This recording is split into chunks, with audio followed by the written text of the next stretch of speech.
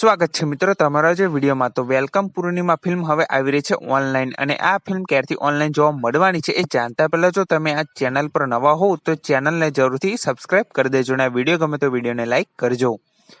અને વેલકમ પૂર્ણિમા ફિલ્મમાં આપણને જોવા મળે છે હિતેન કુમાર અને બીજા ઘણા બધા ગુજરાતી કલાકારો છે, અને આ ફિલ્મ એક હોરર કોમેડી ફિલ્મ છે, અને આ ફિલ્મ હવે ઓનલાઈન આવી રહી છે।